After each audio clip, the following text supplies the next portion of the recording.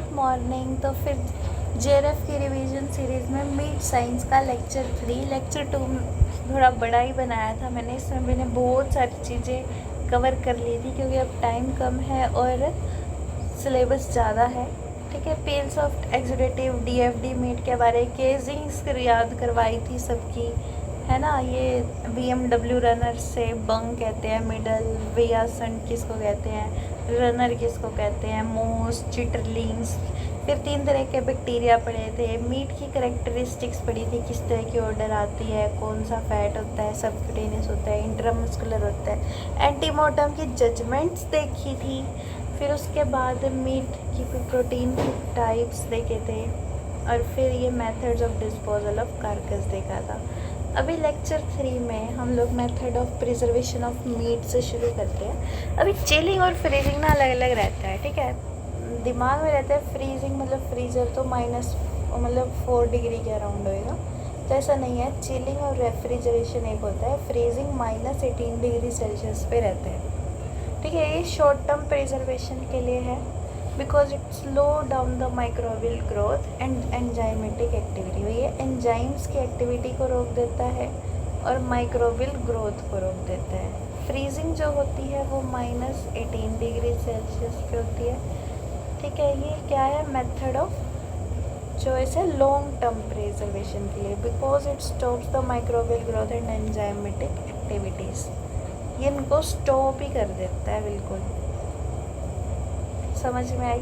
अभी shelf life क्या रहती है फ्रोज़न मीट की एट -18 डिग्री सेल्सियस।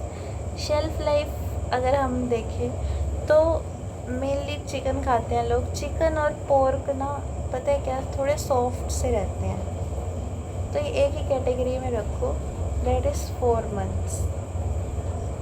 जो मीट सॉल्टेड होते हैं या फिर क्योर्ड होते हैं, क्योरिंग हुई होती है उनकी, आगे हम देखेंगे कि क्योरिंग, स्मोकिंग क्या चीज़ें होती हैं, चीज़ देखेंगे तो वो 2 मंथ्स के लिए।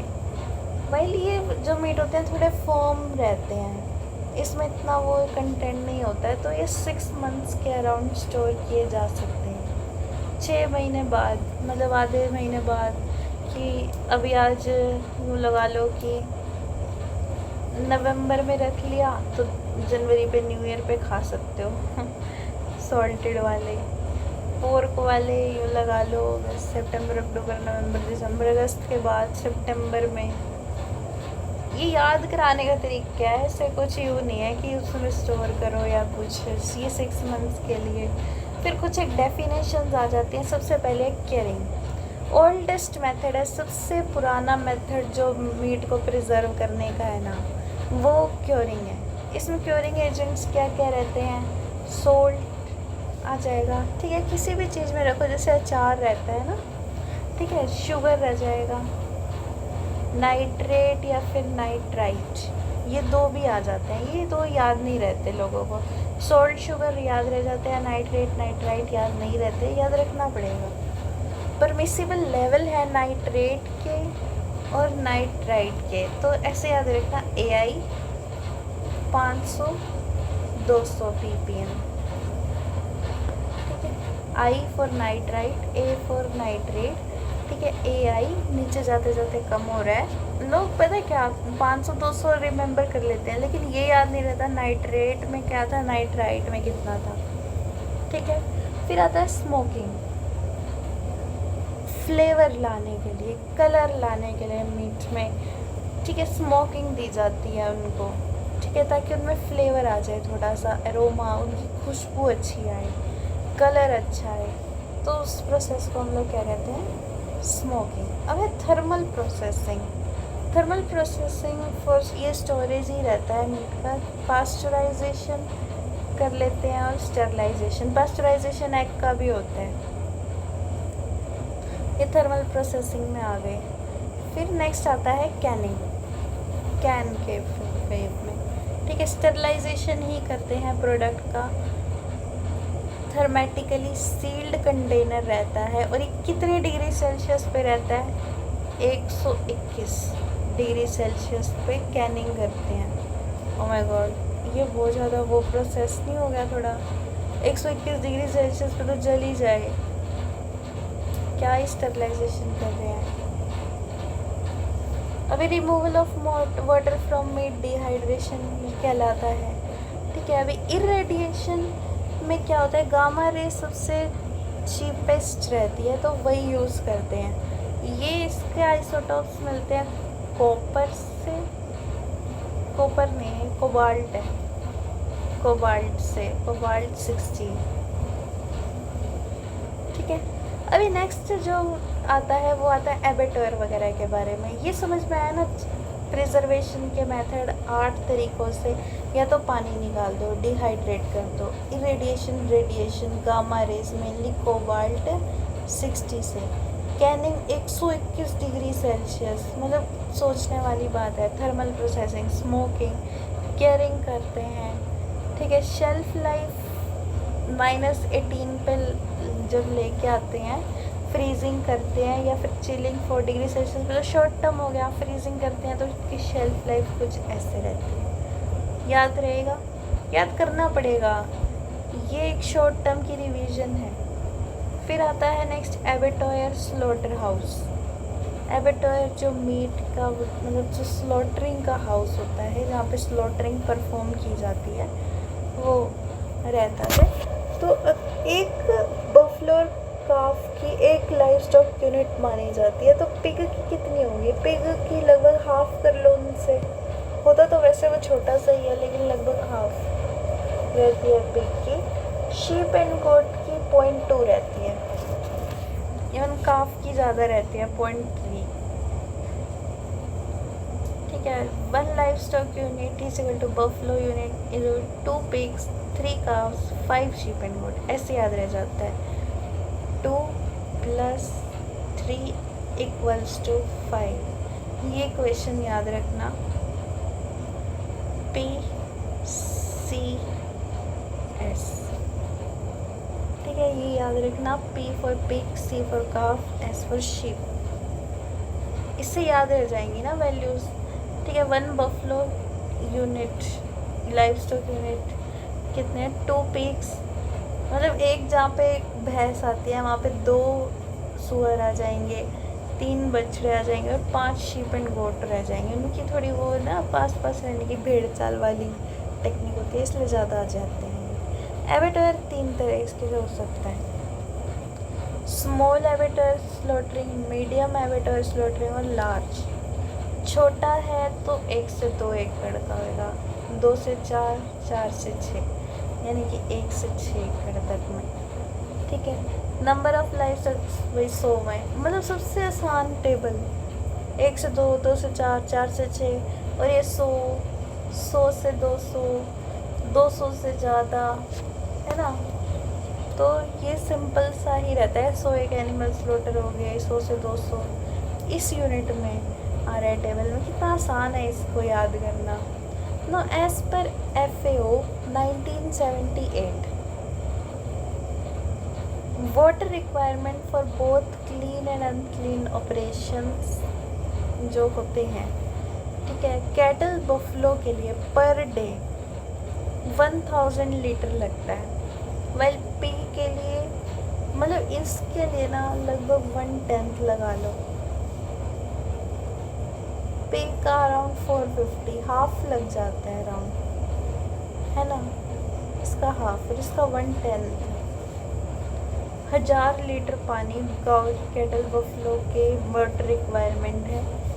पिग की 450, शीप गोट की ओनली 100 पर डे की बात कर रहे हैं एबेटोयर में, और ये पर एनिमल की बात हो रही है।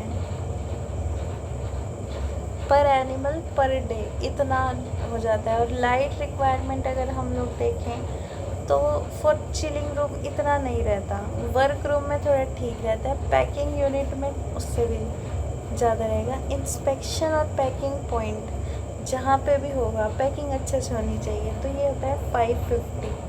ये 11 के उसमें रहता है, 110, 220, 550 वही है। फिर कितना कैंडल, 10 फीट कैंडल, 20 एंड 50। ठीक ठीक है, इजी टू रिमेम्बर, थोड़ा सा आसान है याद करना। एनिमल साइंस में मेनली डाटा ही याद करने को रहता है ज़्यादातर। ये याद रहेगा 2+3=5 PCS वाला टेबल बन जाएगी। 1 से 2, 2 से 4, 4 से 6। Multiple times you would revise, you would be able to memorise in exam. ठीक है, फिर FAO ने क्या दिया था 1978 में कि 1000 लीटर पानी कैटल बफलो के लिए पर एनिमल पर डे, पिग के लिए 450, उसके लिए 100। और ये लाइट रिक्वायरमेंट चिलिंग रूम के लिए सबसे कम है, उससे ज़्यादा वर्किंग रूम के लिए उससे ज़्यादा। ये आ जाती हैं, पूछ ली जाती हैं ये पेपर में, है ना। अभी these intensities are measured at a height of 0.9 metres from the floor, but in case of inspection point it is measured at the height of 1.5 metre. ये इंटेंसिटी है, ये मेजर की जाती है, मतलब कि मेनली तो इंस्पेक्शन पॉइंट पे इसमें, तो ये 0.9 मीटर्स पे। वाइल अगर हम बात करें but in case of inspection वाले में ज़्यादा अलग से होता है और 1.5 रहता है, सो सॉरी, ये 1.5 मीटर से रहता है। ठीक है, for work room, chilling room, ये सब कुछ देख लिया ना। वैसे 0.9 मीटर से हाइट मेजर करते हैं, बट 1.5 मीटर के अराउंड ही रहता है। चिलिंग रूम देखें अगर, chilling temperature should not exceed 7 degree Celsius for carcass and 4 degree Celsius for offals. Chilling room में देखते हैं तो इससे ज़्यादा नहीं होना चाहिए। वैसे 4 डिग्री सेल्सियस मेन रहता है, कार्कस में 7 डिग्री सेल्सियस चल जाता है। ऑफल्स यानी कि जो ऑर्गन्स रहते हैं उसमें 4 डिग्री ही रहना चाहिए। रेल स्पेसिंग जो है ये फिर अलग, बफलो, पिग और शीप डिक्रीजिंग इसी में ही है, इसी में कि पहले बफलो का सबसे ज़्यादा, फिर पिग का, फिर शीप का 0.9, 0.7 एंड 0.5, है ना। और ड्रेनेज के लिए मतलब कि फ्लोर ग्रेडियंट होना चाहिए 2 सेंटीमीटर पर मीटर। 1 मीटर के एरिया में लगभग 2 सेंटीमीटर फ्लोर ग्रेडियंट ड्रेनेज के लिए होना चाहिए। 1:50 का रेशियो रहता है इसका।